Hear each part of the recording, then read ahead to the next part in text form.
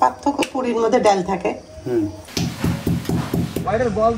অনেকদিন পর আজকে সকাল সকাল রবার্টসনগঞ্জ মাঠে খেলতে আসলাম। আজকে সকাল সকাল অন্য টিমের সাথে খেলা নিছে শিপন। কি খবর? আলহামদুলিল্লাহ, আজকে আমরা উপরে ওপেনিং নামাই দিছি ভাই। এই আব্বুলি বললাম মিস করলো। ক্যামেরা ওপেন হলে আউট হয়ে যায়। 12 ও গুড শট মামা, খুব সুন্দর দেখি মারলো। অবস্থা খুশি হয়, ওপেনিং নামাইছে তো। ঠান্ডা মাথায় খেলবে আজকে। আমাকে হ্যাঁ কি বললা? বললাম আজকে ওপো অনেক খুশি। হ্যাঁ বলতেছে ভাই আজকে দুজনে ওপেনিং। না ও আমার চেহারা দেখে নাই তো, মানে আমি টিমে থাকলে ওর প্রেসারে আউট হয়ে যায়। প্রথমে বুঝিনি যে এত খুশি কেন, পরে আসে দেখি এই কাহিনী। আচ্ছা আচ্ছা।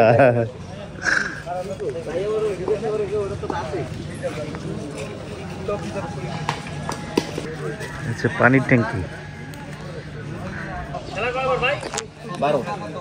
12 ওভারে খেলা। আমাদের টিমে খেলবে না? কে ও খেলবে আরো? হ্যাঁ তাহলে টিম তো ভালো আছে আমাদের, খারাপ কি, খালি রানটা করতে পারলেই হইলো। এ মা এই কি খেলা, পাচা দিয়ে মারতেছে গানটা। খেলিয়ে আসতে দে রে, খেলিয়ে আয়। সবই ঠিক ছিল, কানেক্ট হয় নাই। মামা আউট হয়ে গেল, ক্যামেরা বন্ধ ছিল। 14 মারা বলে আউট হইলা মামা। ছি খেলবা না আজকে? একটু প্লেয়ার নাই, ব্যাটসম্যান নাই, বলার আছে তো। বল দেখি আবার ডাউনও হয় রে। আমাদের 3 উইকেট পড়ে গেছে, 3 উইকেট, রানই হয় নাই। রান মনে হয় 10 না 12 রান যাচ্ছে। আর পিচে একটু কুয়াশা আছে, আর পিচটা অত বেশি ভালো না। মাঠ ছোট, মানে দেখা গেছে যে 1-2 ওভার মারলে রান উঠে যাবে।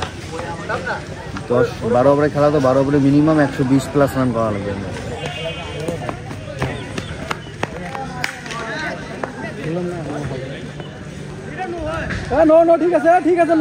নো বল তো,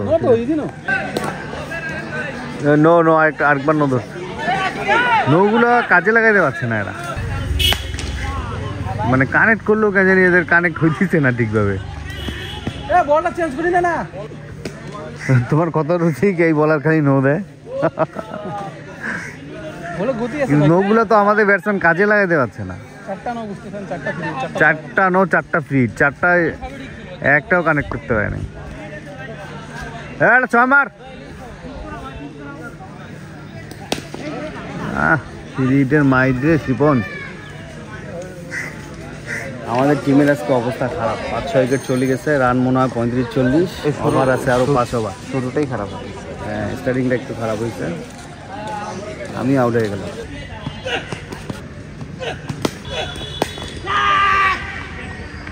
good shot Noman, good batting Noman. চালা রে, একটু জোরে চালা। ইয়ামিন যাও।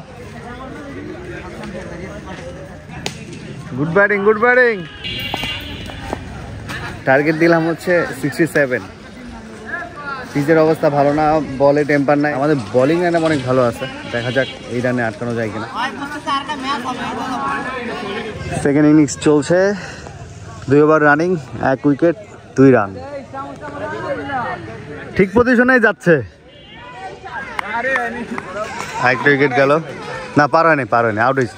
বলটা ভাসছিল বেশি, আর ভাই তো খালি মানে মনে হয় টাচ করছে। 12 বলে 2 রান 2 উইকেট। 7 ওভারে লাগে 40 রানের মতো। ফার্স্ট ইনিংস শেষের দিকে আর 10 রানের মতো লাগে।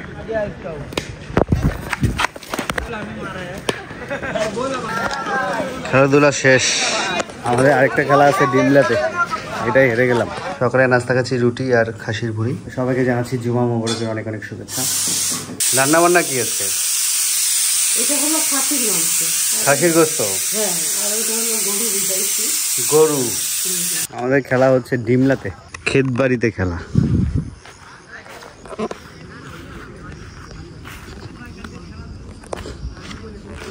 সব মানে ধানি জমি ছিল, প্লট আকারে বিক্রি হয়েছে।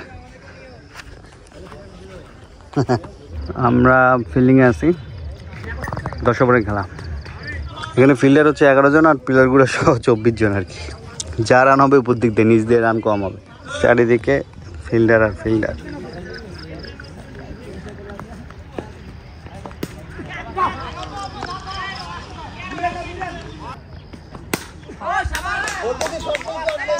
10 ওভারে 86 রান টার্গেট, দেখা যাক কি হয়।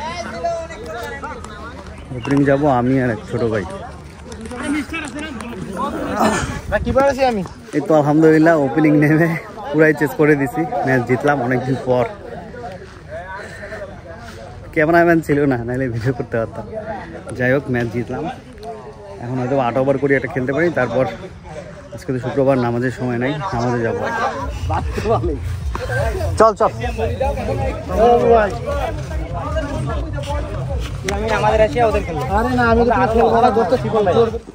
হাই সিদমা, কি খবর? হ্যাঁ বাইরে যাবা? চলো ঘুরে। ওই বালুতে অন্য কুকুর শুয়েছিল, ওগুলো গন্ধ শোনেও, যে কুকুরের সব পা। কি রান্না করবে? গরু মাংস। আম্মু খাসি মাংস করছে, আর 1 কেজি হচ্ছে গরু মাংস রান্না করা হবে। মশলাগুলো মাখায় নিব আগে। এই তো যে রেওয়াজের মাংস, তোমার পছন্দের। হ্যাঁ, কিন্তু ওরা চর্বি অনেক দিছে। গরুর তো চর্বি থাকবেই, চর্বি ছাড়া গোস্ত কই পাবো? সে রাঁধুনি গুঁড়া মশলা দিয়ে করব। আদা পেস্ট করে নিচ্ছি, রসুন বাটা, বেশি যাবে না। তেজপাতা গাছের আলাদা করে আম্মু নিয়ে আসছে ওটা, হ্যাঁ অন্য কালারের জন্য দিলাম, এটা সুন্দর লাগে দেখতে। কাঁচামরিচ, পাকার থেকে কাঁচার ঘ্রাণটা বেশি ভালো। পেঁয়াজ কুচি, লবণ, পুরো মশলা আমি এটা অর্ধেক দিব, ওটাটা দিব না, এটার মধ্যে অনেক হলুদ তো। তেল দিয়ে দিলাম, বড় এলাচ, লবঙ্গ দিলাম, বড় এলাচ, লবঙ্গ, ছোট এলাচ। হ্যাঁ ওটা বড় এলাচ। এখান থেকে একটু গরম মশলা দিয়ে দিব, এই একটা জিরা গুঁড়া দিয়ে দিব অল্প একটু, দারচিনি দিয়ে দিলাম, আর গুঁড়া তোমার হচ্ছে কাঁচামরিচ দিছি। তারপর আম্মু হচ্ছে গিয়ে এটা একটা পেস্ট করে নিয়েছিল, পেস্ট না মানে গুঁড়া করে নিয়েছিল পাকা মরিচের। এটা দিলে একটু ভালোই লাগে, ঝাল ঝাল, ওই জন্য এটা একটু দিয়ে দেবো।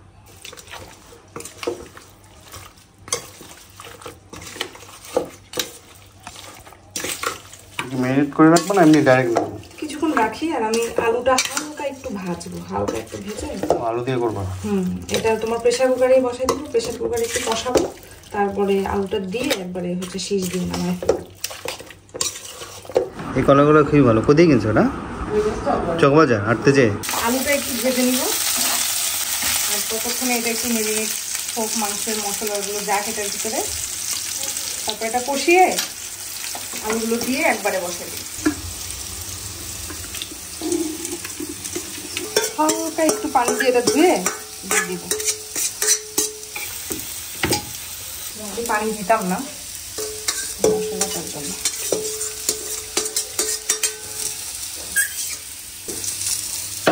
কষিস কি ভালো? এখন শীষ দিব না, এখন জাস্ট একটু কষাবো। একটু কষতে থাকো, ওখানে তোমার আলুটা হয়ে যাবে। আচ্ছা খাবার আলু ভাজা না, আগে কি করতাম, আমি আলু ভাজলে একটা নিয়ে খাই, বেশি হয়ে গেছে ভাজাটা, হালকা করতে চাইলাম।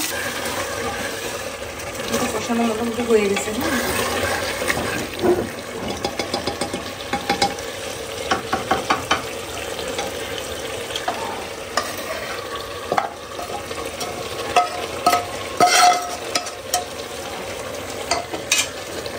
একবার পানি দিয়ে দিব। হ্যাঁ,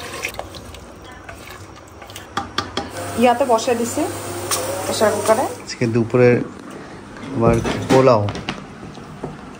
পোলাও, গরু খাসি, শশা লেবু। সিয়ামও নাই, তপুও নাই। সিয়াম নামাজ পড়ে এখনো আসে নাই। তপু কই গেছে? বাড়ি চলে গেছে, আর আসবে না। মানে কই কাজ আছে নাকি? ভাত খাই যেতে বলো নাই? বলছি খাবে না। তাহলে দাওয়াত আছে শুক্রবার তো, শুক্রবারে আবার ঘুরতে টুরতে যাই। গরু গোশ কেমন হয়েছে? সুন্দর রান্না, রান্না সুন্দর, রূপার রান্না হয়েছে। দেখ রূপার রান্না বান্না সুন্দর, হ্যাঁ স্বাদ আছে। একটু রান্নাও একটু ভিন্ন টাইপের। গরু রান্নার পর আমাকে টেস্ট করতে দিছিল, খাইছি, ভালোই লাগছে। বাইরে যাবা? দাঁড়াও দাঁড়াও, ওকে বাইরে নিয়ে যা। দাঁড়া,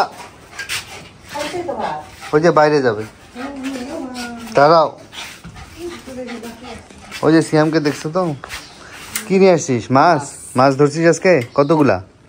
দোস্তি করা দেখি 34টা হচ্ছে, তাও তো ছোট, বড় হয় নাই? বড় হয়েছে। এগুলা দেশি না বিদেশি? সবাই কেউ কয় দেশি, কেউ কয় বিদেশি। মাগুর? ও, কুটি আনছিস? না, কুটতে পায় না। আচ্ছা আচ্ছা, এই যে উঠবে, আদর দে তাড়াতাড়ি। হ্যাঁ, কিছু হবে না, মাছটা দিয়ে দে। তো খুলি ছাড়ি দে তো। যাও। হিসু লাগছে ওর একটু হিসু লাগছে। এটা কি গরু খাসি? হ্যাঁ, খাসি। আচ্ছা, খাসিটাই টেস্ট করি প্রথমে। আলু দিলাম আগে। মজা হয়েছে। গরু খেয়েছো? দুটো রান্নাই বেশ মজা। হ্যাঁ, গরুটা তোমার হচ্ছে ঝোলটা অনেক মজা, মানে গোস্ত মজাই, ঝোলটা দিয়ে খেয়ে মজা পাচ্ছি। একটু ভিন্ন ধরনের রান্নাটা ভালো লাগছে। আমার কাছে মনে হয় একটু ঝাল কম লাগবে। না, ঠিক আছে না? হ্যাঁ, আম্মুর খাসি রান্নাটাও বেশ ভালো হয়েছে। কোরবানির সময় গরুর মাংসের স্টেক খাওয়ার জন্য এক পিস রেখে দিছিলাম বড়, এখন ওইটা করা হয় না। এখন আম্মু আজকে বের করছে, করব। তো অল্প অল্প করে কেটে নিছি, হয়তো বা স্টেকের গোশ না এটা, তারপরে দেখি কতটুকু হয়। এখন ছোট ছোট করে পিস করে কেটে নিছি, বুঝছো? করে এটা দিয়ে যেরকম করে আস্তে আস্তে বড় হয়, দেখো এখানে এরকম করে থেতলে নিয়ে চামচ দিয়ে করে এটার ভিতরে মশলা দিব, সব মশলা দিয়ে মাখায় রাখবো, সন্ধ্যায় ভেজে খাবো।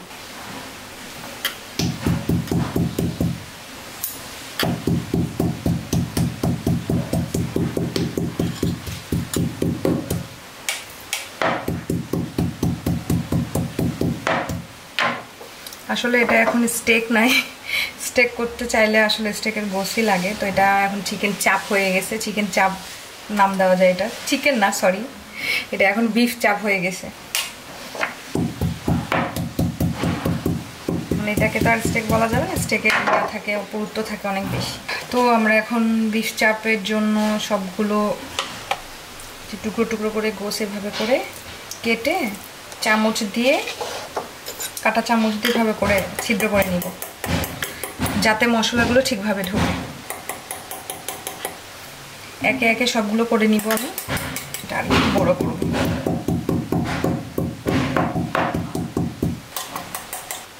এরকম হবে, যেভাবে করে পাতলা করে কেটে নিয়েছি। একটা প্লেট নিয়ে নিয়েছি। এখন আমি বিফ চাপগুলো যে মশলা দিয়ে মাখাবো সেগুলো আর কি এটার ভিতরে একবারে মাখিয়ে নিব, তারপরে একসাথে দেব। আদা রসুন,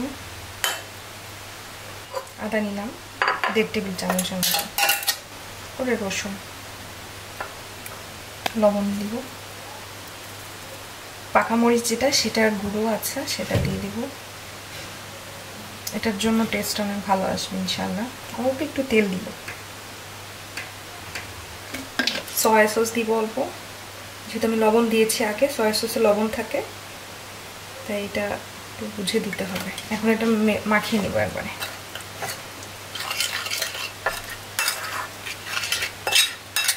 রসুন আর একটু দিয়ে দিব,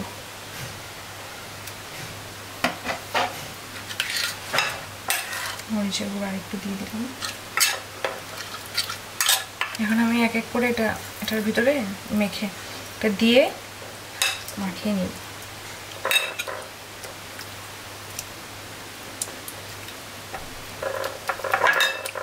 চাপের ভিতরে যাতে ভালোভাবে ঢোকে সেভাবে একটু দিয়ে আলাদা একটা বাটিতে উঠায় রাখলেই হবে।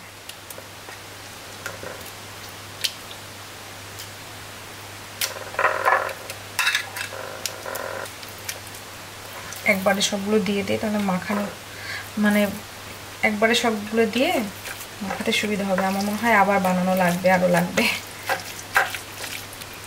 এই বিফ চাপটা অনেক বড় হয়েছে।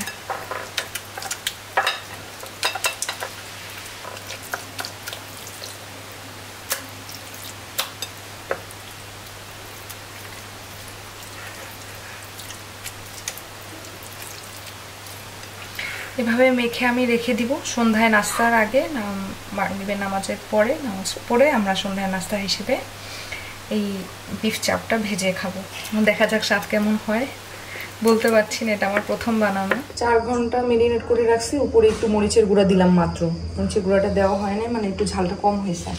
আর এখানে আটা, মরিচের গুঁড়া, লবণ একটু মাখায় নিছি আমি। গোলমরিচ, যে কালো মরিচ, যে গোলমরিচ কালো গোলমরিচটা সেটা আমি ক্রাশ করে নিয়েছি এখানে। এটা দিলে এটা স্মেল আর স্বাদটা দুটো ভালো হয়। এখন এটা দিয়ে একটু মাখাই নেব। লাস্ট চাপ খাইছিলাম হচ্ছে আল সামসা সৈয়দপুরে। হ্যাঁ তোমরা খাইলে তো আমরা তো খাইছিলাম। চাপ তো অন্যরকম একদম, অন্য লেভেল ভালো। হ্যাঁ অন্যরকম স্বাদ। মরিচের গুঁড়া দিয়ে লবণ দিয়ে ভালোভাবে এটা মাখাই নিলাম। বিসমিল্লাহ। হালকা একটা কোটিং করবো জাস্ট, ঢাকনা দিয়ে ঢেকে দিব যাতে ভালোভাবে সিদ্ধ হয় আলুতে। ও সেই এটা বেশি ফুটা ছিল তো।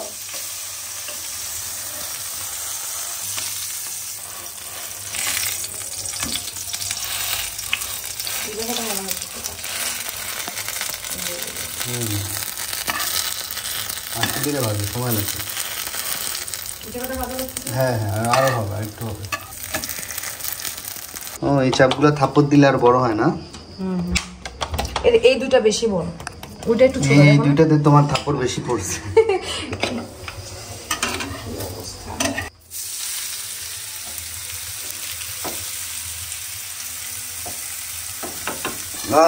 ঘ্রানটা কি মানে কেএফসির মতো একটা ঘ্রান আসছে। দেখো ঘ্রানটা শোনো।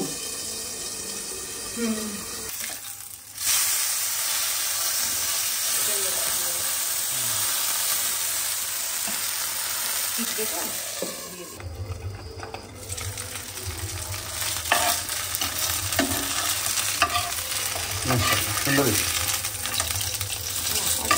জিনিসটা একটু হবে।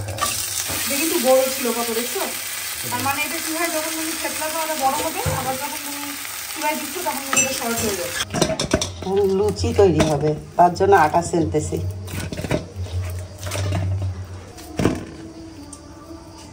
ওয়াজ হচ্ছে আমাদের ওই পাশে।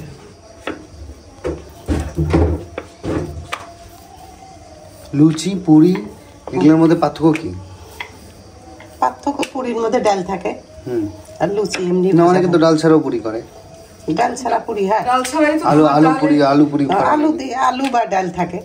আর এটা ছাড়া মানে লুচি। হ্যাঁ ওইটা ছাড়াই লুচি। হ্যাঁ এটা লুচি, এটা হলো যেটার মধ্যে ডাল থাকে এটা লুচি। বিছানা করো। এটাই তেলে ছাড়লে এটা হয়ে গেল লুচি, আর এটাই যদি আমরা ভাজি তাহলে হয়ে গেল রুটি। হ্যাঁ কথা ঠিক না? ভেজাল আছে। ওহ দারুণ ফুল দিছে।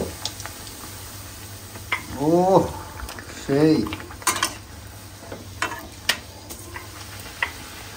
ঈদে যে করছিলাম না অঙ্কুরিগুলা দেখছিলেন না একদম শিব শ্বশুর যে এটা তো বেশি দাম হয়ে গেছে, বেশি লাল হয়ে গেছে। এইবার ঈদের গুলা সেই হয়েছিল মা।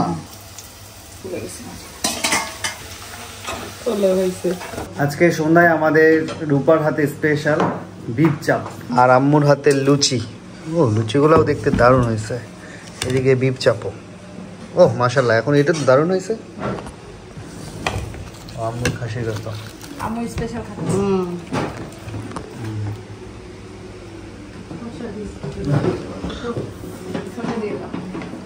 শিমপু আসছে সন্ধ্যায়, ব্যায়াম করতে আসছে। আব্বু সহ হাঁটতে যাবে এখন। কেন তোদের বাসায় বাথরুম নাই? ও আচ্ছা হাঁটতে যাচ্ছি। আব্বুর চাপ কেমন লাগতেছে? খুবই মজা। সসও বানাই ফেলছি একটু সময়। লুচির সাথে দারুণ মজা লাগতেছে। একসাথে কম্বিনেশনটা অনেক ভালো লাগছে। লুচিটা অনেক মজা হয়েছে। লুচির কারণে এটা দিয়ে এটা খাইতে বেশি মজা লাগছে, খালি খেলে ভালো লাগে। আমাদের ভিডিও আজকে এখানে শেষ করছি। সবাই ভালো থাকবেন, সুস্থ থাকবেন, আস্তান সাথে থাকবেন। আল্লাহ হাফেজ। আল্লাহ হাফেজ।